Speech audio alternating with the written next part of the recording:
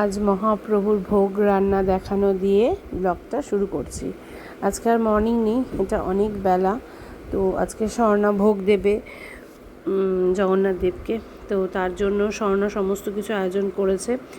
পুচকুকে আমাদের ঘরে নিয়ে যাওয়া হয়েছিল, স্বর্ণা যেন একা একদম ঠিকঠাকভাবে কাজটা করতে পারে। তো পুচকু মামের সাথে একটু ওপরে এসেছিলো জামা নিতে, কি একটা ভালো জামা পরবে ও, যেহেতু জগন্নাথ দেবকে ভোগ লাগানো হবে আজকে। স্বর্ণার মোটামুটি সব রান্নাই হয়ে গেছে। আমি যখন এসেছিলাম তখন ওইটুকুই দেখাতে পেরেছি, কি চাটনি বসানো হয়েছে আর এদিকে ফুলকপি আলু পনিরের তরকারিটা হয়েছে। চাটনিটা আমি মাঝে মাঝে একটু নেড়ে দিয়েছি, একটু জাস্ট ওকে ওই আর কি হেল্প করে দেওয়া নয়, এটা জাস্ট ওই আর কি, শুধু চাটনিটা একটু নেড়ে দিয়েছি। আর যা করেছে স্বর্ণা সেদিন সমস্তটাই একা করেছে। আমি তো আর কিছু করতে পারিনি এবার নিজের ঘরেও ভোগ দেওয়ার জন্য। এতদিন অবধি কিছুই করতে পারিনি, যা যা হয়েছে স্বর্ণা আর বনি মিলেই করেছে, সবটা হেল্প করে দিয়েছে। তো যাই হোক, এদিকে একটু চাটনিটা শুধু আমি নেড়ে দিচ্ছিলাম, কারণ স্বর্ণা তখন বসে ময়দা মাখছিল বলে আমি বললাম থাক, তোমাকে আর এতবার ওঠা বসা করতে হবে না, তুমি বসো, আমি চাটনিটা নেড়ে দিয়ে আমি নামিয়ে নিচ্ছি চাটনিটা। কারণ ও সকাল থেকে দাঁড়িয়ে সমস্ত কিছু একা হাতে কেটে বেটে সমস্ত কিছু রান্নাবান্না করেছে। আর ও আজকে ভোগে যা যা দিয়েছিল সেটা না হয় পরেই দেখিয়ে দিচ্ছি, শুধু তোমাদের এটুকুই দেখাতে পারলাম এখন, যে ওইদিকে ফুলকপি আলু আর পনিরের তরকারিটা হচ্ছে, আর চাটনিটা আমি জাস্ট ওকে বললাম যে আমি নামিয়ে দিচ্ছি। তো মহাপ্রভুকে প্রত্যেক বছরই স্বর্ণা আমাদের ঘরে যখন এই 7 দিনের জন্য থাকে, তখন ওই 7 দিনের মধ্যে একদিন ভোগ লাগায় আর কি, স্বর্ণাও লাগায়।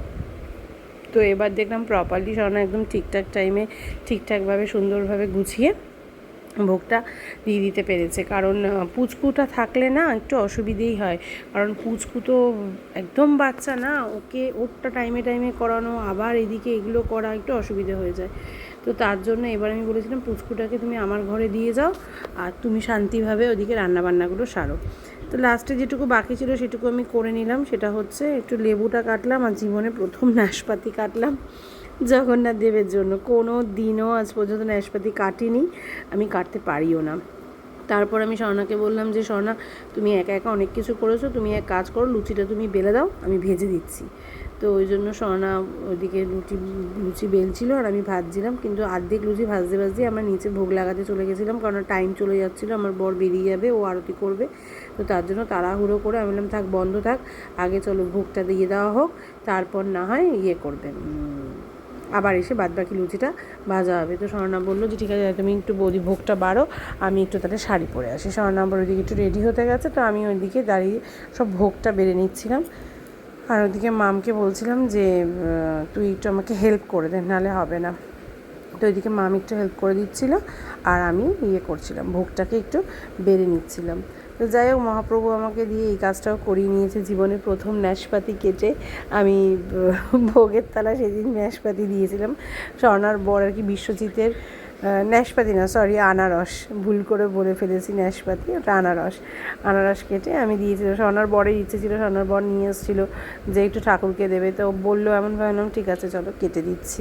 তো ওইদিকে কেটে দিয়ে, যাই হোক যেরকম পেরেছি সেরকমভাবেই কেটে দিয়েছি, আনারসটা কেটে দিয়ে ভোগের থালার মধ্যে গুছিয়ে দিয়েছি। তো এইদিকে এই যে আরতি করার জন্য রেডি, ভোগ লাগানো হয়ে গেছে। আজকে ভোগের রান্নাবান্না হয়েছিল খিচুড়ি, তারপরে বাঁধাকপির তরকারি, 5 রকমের ভাজা, তারপরে ফুলকপি আলু পনিরের তরকারি, লুচি, আর হচ্ছে চাটনি, আর তার সাথে একটু মিষ্টি আর আনারস। ব্যাস এই হচ্ছে আজকের ভোগের আয়োজন ছিল, যেটা স্বর্ণার তরফ থেকে পুরো ছিল, স্বর্ণা দিয়েছিল, আর পুরোটা রান্নাই স্বর্ণা করেছিল। মানে একদম প্রপার টাইমে ভোগও দেওয়া হয়েছিল। তো ও যেহেতু বেরিয়ে যাবে তার জন্য আর সবটা লুচি ভেজে আসা যায়নি, তার জন্য স্বর্ণাকে তখন বললাম তাড়াহুড়ো করে যে আগে তুমি ইয়ে করে দাও, ভোগটা লাগিয়ে দিই চলো, তারপরে না হয় এসে লুচি হাতে হাতে ভেজে নেওয়া যাবে। তো তার জন্য ও বেরিয়ে যাওয়ার জন্য তাড়াতাড়ি করে আমরা নিচে নেমে এসেছি। তো সুন্দর করে ঠাকুরকে ভোগ দেওয়া হয়ে গেছে। আমাদের এই 7টা দিন না বেশ ভালোই কাটে, মানে জগন্নাথ দেবকে নিয়েই কেটে যায়, হুলুস তুলুস করে করে কেটে যায় এই গত 3 বছর ধরে। ভীষণই ভালো কাটে। মানে আগে ছোটোবেলায় যে বললাম, রথ বলতে ওই আর কি একটু রথ নিয়ে বেরোনো, পাঁপড় ভাজা খাওয়া, ব্যাস ওইটুকুই ছিল। আর এখনের রথটা পুরো অন্য রকমভাবে সেলিব্রেট করি আমরা, 7 দিন ধরে সেলিব্রেট করি। আর এখানে মানে ভোগ দেওয়ার পর স্বর্ণার ঘরে এসে সবাই খাওয়া দাওয়া করতে বসে গেছিলাম। ওইদিকে দেখতেই পাচ্ছ আমার বর প্রচণ্ড ব্যস্ত ছিল, ও তাড়াহুড়ো করে খেয়ে দিয়ে বেরোবে, তাই ও আগে খেতে বসে গেছিলো সবার প্রথম। তারপর মধুমিতা সবাইকে খাবার দাবারগুলো বেড়ে টেড়ে দিচ্ছিলো। আর আমরা খেয়ে দিয়ে হাতে হাতে খেয়ে দিয়ে নিয়ে গুছিয়ে দিয়ে একটু রেস্ট নিয়ে আবার ড্রেস পরে বেরিয়ে পড়েছি। এদিকে দেখতে পাচ্ছ পুচকু আর পুচকুর মাম যাচ্ছে সামনে দিয়ে হেঁটে। কোথায় যাচ্ছি চলো দেখতেই পাবে কোথায় যাচ্ছি। শুধু পুচকুর মাম আমি নেই, স্বর্ণাও আছে ওদিকে আর রায়ানও আছে। রায়ান এখন একটু বেশি বড় হয়ে গেছে। আগে বাগে এসে দেখতে পাচ্ছ জুডিওর নিচে দাঁড়িয়ে রয়েছে, স্বর্ণা ক্রস করে গিয়ে ওকে বকাবকি করছিল, তোমার খুব সাহস বেড়ে গেছে রায়ান, তুমি একা একা কেন চলে এসছো? বললো বাড়ির পাশে তাই। তো যাই হোক, জুডিওতে কোনো কাজ নেই তো খইবাজ, ওরকম একটা ব্যাপার, নেই কাজ তো খইবাজ। তো ওই জন্য আর কি ঘুরতে ঘুরতে চলে এসেছি, খই বাজতে চলে এসেছি জুডিওতে। বাড়ির পাশে জুডিও থাকলে যা হয় আর কি। তো যাই হোক, এদিকে দেখছিলাম, অনেক কিছুই দেখছিলাম, কিন্তু দেখলে তো হবে না, সবসময় দেখলেই হবে না, সবসময় দেখে একটু হজম করতেও হয়, সবসময় দেখলেই সেটা নিতে নেই। যাই হোক, আমি ঘুরে ঘুরে সবটাই দেখছিলাম। আর রায়ানের তো এখন বড় হয়ে গেছে না, মেন সেকশনে গিয়ে এটা ভালো লাগছে, ওটা ভালো লাগছে, সেটা ভালো লাগছে। আর না, আচ্ছা ঠিক আছে তুই তাহলে একটা গেঞ্জি নে। তো 3-4টে জিনিস নিয়ে ও ট্রায়ালে ঢুকেছিল ওপরে গিয়ে। তো যাই হোক, অনেক কিছু দেখা টাকার পর রায়ান একটা শার্ট নিয়েছে।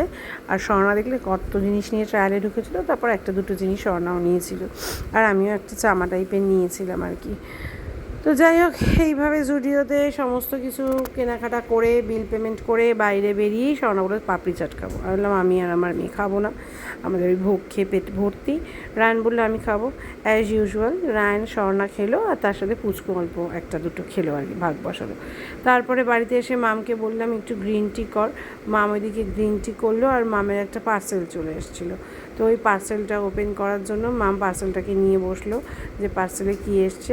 দেখতেই পেলে পার্সেলে কী এসছে। পার্সেলে এসছে একটা হচ্ছে এখন যে ওই মোমবাতি না, ওই ধূপগুলো দিয়ে রাখে না, বেশ সারা ঘরে স্মেল ছড়িয়ে যায়, ওরকমই ধূপবাতি আর কি বলতে পারো। তারপরে আর সেরকমভাবে আমরা ব্লগ করিনি, কারণ তারপরে আর কিছু করার ছিল না। রাত্রেবেলা হালকা পাতলা খাওয়া দাওয়া ছিল, ওই হালকা পাতলা খাওয়া দাওয়া খেয়ে আমরা ঘুমিয়ে গেছিলাম। কারণ টায়ার্ডও লাগছিলো, সেরকমভাবে কিছু কাজ না করলেও টায়ার্ড লাগছিলো। টুকটাক যেটুকু কাজকর্ম হয়েছে সেটুকু তো হয়েছিল। তারপরে আবার যেহেতু একটু জুডিওতে বেরিয়েছিলাম, ওই জন্য সব কিছু মিলিয়ে আমরা ঘুমিয়ে গেছিলাম। তার ঘুমানোর আগে যেটা করেছিলাম সেটা হচ্ছে এই যে মাম বসেছিল একটু প্যাকিং নিয়ে, কিন্তু কেন এখন প্যাকিং করছি সত্যি ভাববার বিষয়। তাও আবার শুধু মামের ড্রেস আর আমার ড্রেস, সেই ভাবনাটা ভাবতে থাকো, পরে রিভিল হবে। আজকের মতো টাটা।